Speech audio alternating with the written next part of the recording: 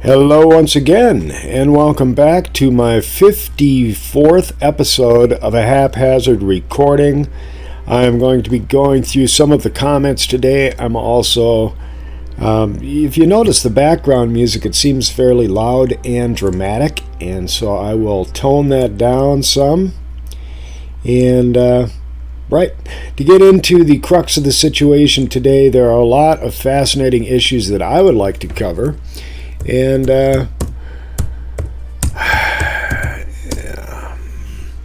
one curious detail is this thing people call path working. And what we don't realize as human beings is that we're path working whenever we sit and watch a video, whenever we sit and watch a television program, whenever we become absorbed in that which we are watching. We are essentially path working. Path working, just to keep it simple for people that are not familiar with path working, it is, to simplify details, it's watching a movie.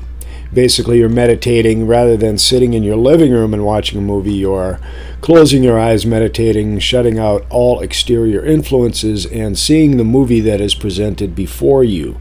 And in the movie, much like a dream, you have sensations. You have smell and taste and sound and sight and motion around you, and different weights that you may feel, and different conditions and atmosphere that you... So there's a variety of things that you feel in your dream or in your meditation, as you might say. So every time you watch a video and you find focus in the video, or interest or curiosity in that video, you begin a path work of your own. And so this is a brief and light description of path working. People that are experts at it will give you a much more detailed inner centralization of self sort of analogies, and I just simplified things by saying you're sitting in a planetarium, basically, in your meditation. And this is where the initial parts of just being in meditation, rather than just jumping to path working, it's a step-by-step process that we all do all the time, every day. We just don't see it in this light. And so I thought I would mention that as one of the experiences that we have and really don't pay much attention to. But our dreams in themselves are parts of our path work, and how we decipher and discern and equate the symbols, all of the symbols, excuse me, in our path, or in our dream, or in our meditation, or in our lives, or in each video that we watch, and we decide, oh, I like that guy because he said this, or it verifies my reality. If anything shakes up your reality, commonly you will not like it, or hit the old thumbs down or unsubscribe. And I wanted to mention that detail in our lives. There's more to it than that. But this is a brief description, and these are from the comments. Now, there's one individual I wanted to mention who talked a little bit about miracles. I'm going to put him in right here. Right, I just ran across this gentleman yesterday, Jason Alexander. Hey, dude, I like the way you put out your information, and I'm going to play a little bit of his stuff here. Gods. Okay? We're gods that have forgotten Just that simple. You know, let me ask you something. How many miracles have you seen performed? How many miracles have you performed? Okay? All the world's saviors say the same thing. What I do, you will do, and you will do greater. Okay, now that's I'm just going to cut it off there. No offense to Jason at this moment. But yeah, watch his message. I really enjoyed your message, Jason, and it reminded me of some details, and that's what I'm here to do for you and with you, in my opinion. The Socratic method of teaching, I'm here to remind you of what you already know, and that's a lot of Jason's message. If you haven't performed any miracles, and nobody you know has performed any miracles. Okay, now that's another minor detail that I have in the relation of what people consider to be miracles, have taken part in a great many myself, and there are probably a good number of you, but he is making a good point, not to controvert his point. What you're working with is the truth. You know, understand that all the world's religions have been co-opted. They've been taken over. They've been corporatized. You know, they've told you that somebody else is responsible. You know, somebody else is gonna, pay for what you've done wrong. Somebody else is gonna die for you, and that's not true. You know, I can come from a Christian standpoint because that's what the cult I was in for years. And Jesus said, pick up your cross and follow me. And he said nothing about carrying that shit for you. You know, and until you accept that, you're going to always be tricked and conned and bamboozled and hoodwinked. And, you know, you cannot fall for consensus history is what I'm trying to get at, y'all. And yep, I agree, Jason. 100%. Watching this video, you may say, damn, this dude just ramble on. But well, that's what I do in my videos too. And I encourage you to watch Welcome to the Universe by Jason Alexander. Kudos, big guy. And it has a lot to do with our conceptual grounding and where we are, who we are, how we are, and what we are. And that has everything to do with the knowledge is power and, having control of your lives and thoughts and, feeling better about things and more grounded. Thanks, Jason. This was one detail in our comments that I wanted to cover briefly. Pathworking is a fancy name given to a guided meditation. So it's a fancy name. The main difference is that pathworking is usually constructed along Kabbalistic lines of thought. And and so you're focused on the particular path and all the symbols within a path and that sort of thing. It gives more... All right, let me finish this. Usually constructed along Kabbalistic lines of thought and uses more often than not Hermetic symbols, whereas guided meditation can be simple affair to get you to realize you snore in bed. Strange. Odd analogies. But there are people out here that are putting out information and on pathworking and the way that it is done. However, I just wanted to mention that we do it every day, and we don't see it as something that we do. But I see that we do. So that's what we do. I like this description. All right, I covered that. Let's get on to the next issue. Thank you. And of course, where would we be if we didn't cover all of the little details concerning our atmosphere, our sun? I was just watching a detail from Barnabas Nagy, an interview that another gentleman had about the sun being a, light behind a dome, sort of an idea. But this sort of image right here, or they're just such a variety that... now these, I don't know if these are photographs, to be honest, or fabrications. Now, they're said to be photographs of the sun and its fiery ballishness, and, with the electromagnetic big swirls, and this is scientifically proven, CME, a NASA image. Now, for me to trust a NASA image is pretty far-fetched detail or information, because, of course, like many truthers, if not all, NASA are a bunch of liars. And all of their images are faked. And the way to confirm this fakery is with all the people taking this into Photoshop and then showing the noise on the outside of the image. So when you take an actual image or a fabricated like this, you know, oh yeah, we know exactly what it is because we've been there. That's theory, that's conjecture, that is hypothesis. And right, and just to bring up the fact, what is an observation and what is a hypothesis, right? To say that the sun appears to be in the clouds, that's an observation. That is all that is. You say it appears to be in the clouds. Yeah. To say it is in the clouds, yeah, that absolutely looks like a ball of plasma in the clouds. And that's my humble opinion. And you know what? I bring it up. I just lost 10 subscribers because I mentioned this. I'm just bringing it up, gang. And so, right, the difference between observation and judgments are so rampant. To look at something and say that it is flat is an observation. You know, because of the light refraction, that is a flat surface from start to finish. It's an observation. It's not a judgment. And so many people are going, wow, you're an idiot because you said that's, you know, no, actually, I just said what I saw. So many of us look at something like this and go, you know what?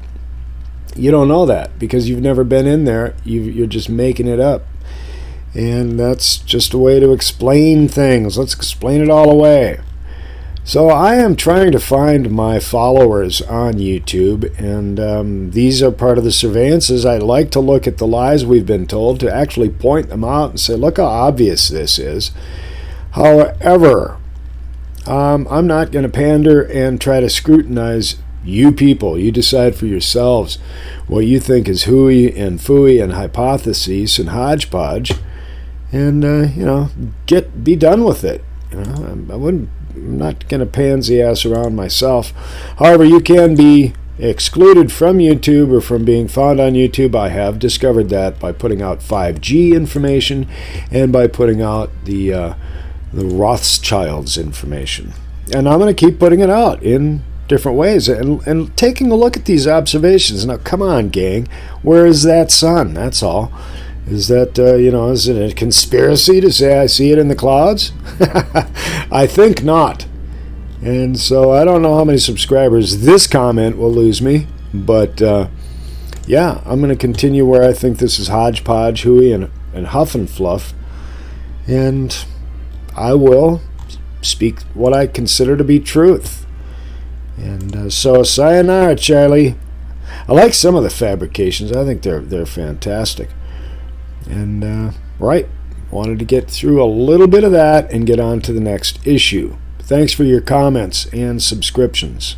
Okay, I wanted to add quickly that, or briefly, as I like to say, and how greatly I put it, that I don't ask for anything. I don't have any way for you to give me anything or to give me money, and what the hell? And, right, and I don't really want to put on the shill atmosphere, attitude, or ideas. Fantastic colors. I like the way the sun comes through here. Right. Just wanted to mention that you ain't got any way to give me anything aside from a comment, like, or subscription. I don't have any way for you to pay me, and I don't ask for it. So, yeah, just kind of wanted to mention that for the people that think otherwise. I'm just having fun with it. And if you don't, I'm not going to apologize. I've done the best I can. And actually, go ahead and do better. Send me a link, and I will take a look at what you have done. Thanks for that. So, let's get on with our next curious observation. This is cool. And, all right. Many of the other greats are to look at these. Now, once again, I can pick any island right now, spur of the moment, and zoom down in on it. And the point that I'm making is the high altitude shots that are used to piece these together, and the obvious nature. If you look at any, you see where the lines are defined here as, and I've referred to this as stitch together, stitch work in past videos. And I just saw a video yesterday, which I will hunt down, in where a government expert official is talking about stitching and about how exciting it is. However, the point that I make and will commonly make in this type of work or production, where I'm zooming down in on these islands, or I like these black spots, they will commonly turn into massive amount of stitched pieces. As you can see, the defined edge here. This one didn't quite do what it's starting to do it here. So the curiosity in this, when you consider these are, now a lot of people want to believe that they're satellite shots. And the only reason I'm pointing out the stitch work is to say, if it was a satellite shot, it would be one image. It wouldn't be a variety of like 50 images to put together this one little island. But it's the Google Earth images. This was put out by UAP, and this professional aristocrat, bureaucrat, audiocrat. The telephoto. His comments. It will always see the sunlit side of the whole side of the Earth. Okay, so that's one shot, whole side. It rotates right. about its one axis shot. Every 24 hours. And he pushes the axis thing. And as it rotates as it about spins. the sun every 365 days. Mm-hmm. Yeah, with all those satellites that we never see. Perspective of the overview effect of what this home is that we call planet Earth. Mm-hmm. And what it looks like on a daily basis every 2 hours. Mm-hmm. So, right, and there's more that this gentleman has to interject in the beginning about how they are stitched together. Here, and a snippet there, and they're all stitched together, even though they're taken at different times. Okay, now to make a composite of what the Earth simulated looks like. Okay, there you go. Stitch it all together. All stitched together. This guy has, watching this episode in production I think it's personally quite humorous and great. Thank you, UAP. I'm big kudos in that respect. And much like this, I'm probably get a bunch of thumbs downs, but I wanted to mention the stitching area, and that was the whole point of this, in that he refers to it as a stitch as well. Found that curious indeed. You see how this stitch work is put together here, and they're using the line of the island with different photographs. However, the point I was making was the man hours it takes to take each of these images and then line them up and zoom them back and forth to match up the proper size. And how many images did this one island take? Now, it's just a curiosity. It's not to prove my agenda, even though I thoroughly, personally believe that these are all just high-altitude images. And by just, I mean the weather balloons, so-called weather balloons, and other aircraft that take photographs over and over and over. But how many hours did it take just to stitch that one little island together? And then you think about all the rest of this. Wow, what a massive and major project and undertaking. I wanted to mention that, and I suppose I sound like the show giving kudos to Google Earth, but at the same time saying that these are high altitude images rather than just single shot satellite photographs, which is what we are led to believe. So questioning what we're led to believe is part of what I do here. I hope you don't mind, because that is part of all things in our lives to find out what we consider to be true through other people's evaluations and observations. And so, thank you for joining this haphazard production. I know it wasn't quite as giggly as the rest of them, but I once again am trying to establish my people base. So, like, comment, and subscribe if you found any of this enjoyable, or check out some of my past videos, comments, and observations if you have the time. And remember, we're all path working in determining through our paths what we consider to be true and proper for each of ourselves. So go ahead and let me know what you think, and I'll look forward to speaking with you again, hopefully in the near future as time allows. Thanks for playing.